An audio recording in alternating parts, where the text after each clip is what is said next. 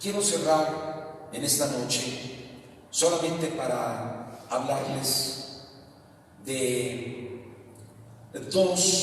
tres personajes que fueron un testimonio de locura maligna. Quiero comenzar con Anás. Anás fue un hombre que tenía la experiencia, el mando, lo había disfrutado de ser sumo sacerdote. Por supuesto que él tenía cierta autoridad. Se cree que el primer juicio religioso, o mejor dicho, en ese juicio religioso, el primero que empezó a hacer preguntas a Jesús sobre su vida para encontrarle culpa fue Anás. Anás es también un prototipo de una persona que su influencia no la depositó para el buen uso, para el uso de la bendición, para que Jesús pudiera haber sido incluso absuelto en el tribunal religioso y ni siquiera hubiera llegado al tribunal político de Pilato. Lamentablemente, Anás, su influencia la ocupó para lo malo. Creo que podemos tomar como lección de este hombre llamado Anás, que la influencia que tú puedas tener para con tus conocidos. Hay personas en el medio laboral o en el medio escolar o entre los vecinos o entre la familia y hay influencia tuya. Solamente es cuestión de poner esa influencia a los pies del Evangelio de Cristo. Que tú puedas influir en otros como Anás no lo hizo. Hay otro hombre llamado Caifás, su yerno. Este hombre sin duda lo conoció dándonos a nosotros en su testimonio el evangelista que su vida, la vida de Caifás, fue una vida de conveniencias. Es decir, fue una vida en que no importaba si podía suprimir los principios morales, lo importante para él era conseguir su fin. Y esto lo vemos incluso en los creyentes, en la iglesia del Señor. Hermanos, hay muchas cosas en la obra de Dios que se hacen por conveniencia, pero no debiéramos de vivir de esa manera, porque tendríamos simplemente que pensar en que el éxito, que es la meta principal mayormente, y debería de ser, por supuesto, la meta, como alguna vez, hace poco, la fiesta llevaba por tema, una fiesta juvenil que se hizo aquí en la iglesia, el cielo es la meta. Lamentablemente, la vida de Caifás nos enseña que la conveniencia no es aquella que suprime los principios morales, pero sobre todo la vida espiritual, con tal de llegar a una meta. Es como aquel que dice que está en el camino del Señor para que todo su negocio o todo lo que tiene que ver con lo material y lo económico a él le vaya bien. Esa es una conveniencia reprobada por Dios. Así que esto no es así. Esa lección de este hombre que conoció a Jesús y lamentablemente no aprovechó a ser la persona que podía haber sido para la aprobación del Salvador. Él fue el que llevó a Judas a recibir, en el caso de Judas, 30 piezas de plata. Él también fue el que de alguna manera provocó una influencia juntamente con su suegro Anás para que todo el concilio, el Sanedrín, la Suprema Corte judía, votara en contra de Jesús y lo condenara a muerte. Él fue el que lo condenó. Quiero hablarles de una tercera persona, y este tiene que ser por el otro bando político, y este es Herodes. También Herodes conoció a Jesús, y al igual que Caifás y que Anás, en el seno religioso, en el seno político, encontramos a Herodes, una personalidad totalmente reprobable. En aquel tiempo, un príncipe de Israel, era el rey de Judea. Este hombre nos ha dejado lamentablemente una de las peores lecciones que un hombre puede dejar, y es la ambición y el hambre por el poder. Es aquel que permite que su corazón reciba todo el placer que quiere, todo el placer que desea. Bien escribió el hijo del rey David, Salomón, aquellas palabras en Eclesiastés que dicen que él no detuvo ningún placer a su corazón. Todo aquel motivante que tenía de ese mundo perverso lo aceptó. Salomón lo vivió ya en su etapa final, y Herodes había comenzado mucho antes. Prácticamente toda su vida fue una vida de una conciencia reprobable. Aquí solamente quiero tocar, para ir llegando ya al final del mensaje, respecto a Herodes, que Herodes tuvo una conciencia sucia, siempre sucia. Mató a su esposa, mató a su hijo, mató a los familiares de su esposa. Fue un criminal, fue terrible. Alguna vez quiso apelar a la conciencia, pero como dice un viejo poema, diciéndole: conciencia, ven, y la conciencia contestó: no puedo, el remordimiento está sentado en mi lugar. Y es terrible el remordimiento, hermano. Por eso es terrible no perdonar, es terrible no ser perdonado de la manera como nosotros tenemos que serlo de parte de nuestro Dios. Debemos de recibir el perdón. La conciencia, hermano, se va y el remordimiento se queda. Esa es la lección que nos deja Herodes. Fue un hombre que todo el tiempo vivió. Se dice en su historia que cuando él muere, mueren con él cientos de judíos. Esa es una historia muy triste. Él no quería morir solo porque sabía que nadie desearía llorarle a un hombre tan malo, tan cruel. Así que creyó, planeó que en su muerte decenas, cientos morirían, para que en su confusión pensara que esas lágrimas podrían ser algunas para él. Locuras. Vivió loco de maldad y murió enloquecido de esa misma maldad. Cierro con Pilato,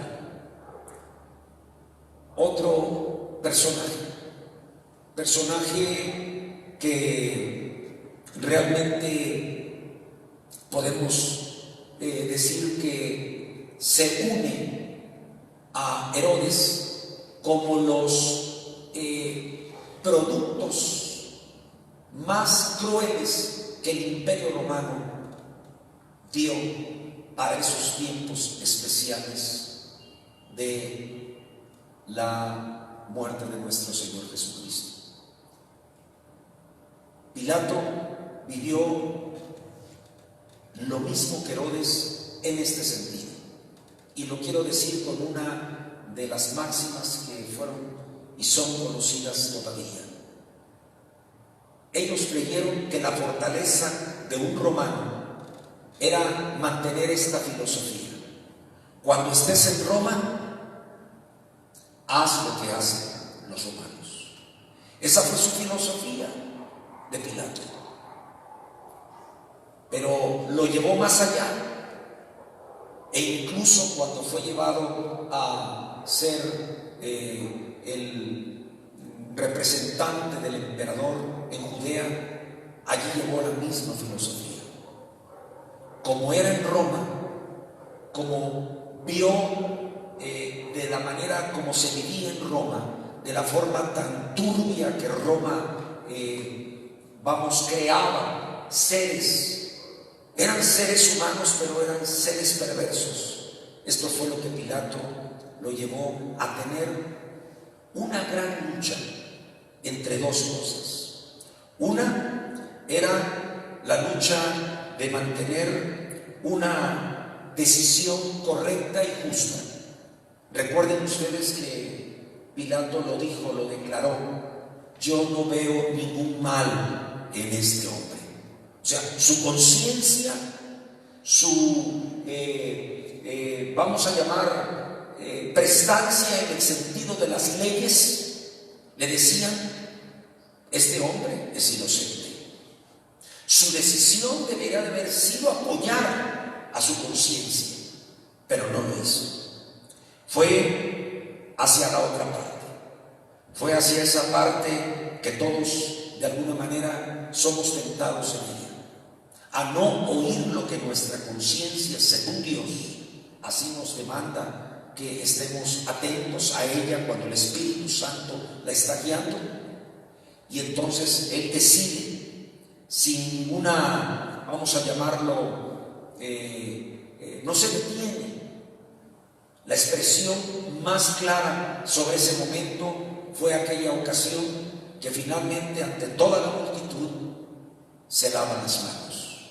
Es decir, el problema que debía de resolverlo Él, no quiso resolverlo. Primeramente, trató de evitarlo. Al ver que no podía evitarlo, trató de llegar a un acuerdo con el pueblo cuando le dijeron al pueblo: ¿qué haré con Jesús de Nazaret? Es decir, trataba de llegar a un acuerdo con el pueblo. Un hombre que no tenía una conciencia sana y por lo tanto no podía tener una decisión personal y responsable. Lo que hizo fue hacer participar al pueblo, y ustedes recuerdan ese grito terrible: crucifícame, crucifícame. Nos quedamos, hermanos, con un pensamiento sobre cómo conoció Pilato a Jesús. Con una conciencia sucia, con una conciencia creada en las máximas del Imperio Romano. Un imperio, por cierto, cruel, gobernado por hombres que no tenían la sabiduría, que no respetaban ni siquiera la ley de ellos mismos. Lo que son las cosas. Los emperadores mayormente eran generales del ejército, de las legiones romanas. Eran hombres bélicos. Y también había políticos que solamente estaban en el palacio. Hombres que no tenían esa prestancia de servir. Hombres que no eran elegidos por el pueblo. Siempre la corrupción, siempre el dinero de por medio. Y por otro lado, los gobernados, multitudes que tenían, una ansia, deseaban devorar los frutos de los granjeros romanos, solamente pensaban en ese terrible pecado de la gula, del comer y también de disfrutar de los tesoros, del dinero del gobierno. Y más que otra cosa, esperaban siempre la diversión. los grandes circos romanos. Para eso vivían esas multitudes romanas. Y esa grande plaga se extendió en todo el vasto imperio de más de 50 millones de seres humanos alrededor del vasto del gran Mediterráneo. Eso fue lo que aprendió Pilato. Ese carácter fue concebido por las líneas trazadas por los malos gobiernos de hombres instigados por el propio Satanás. Decían: ¿qué haré con Jesús? Ese es el tema del que hemos tratado hoy. Han sido hombres que conocieron a Jesús de cerca y lo invitaron a estar con él. En el caso de Juan y de Pedro. Otro cercano, Judas, fue absorbido por la tentación. Hombres religiosos que fueron realmente desagradables en su conducta ante Dios: Caifás, Anás. Otros hombres, sin embargo, también religiosos, pero sabios, como José de Arimatea y el propio Nicodemo. Y terribles, hombres que fueron verdaderamente usados para cancelar la vida del Hijo de Dios en la tierra. Herodes, desde que Jesús apenas tenía unos pocos años, recuerdan. Y luego Herodes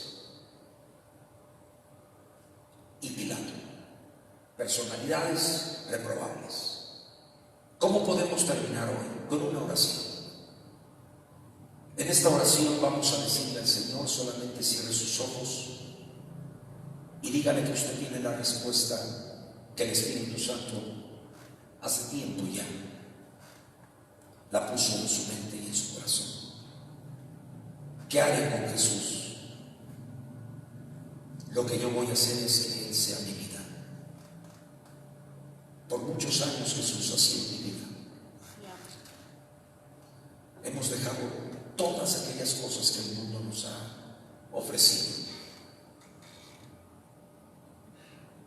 Mi corazón ha pedido muchas cosas: deseos de los ojos, deseos de la carne y vanagloria de la vida.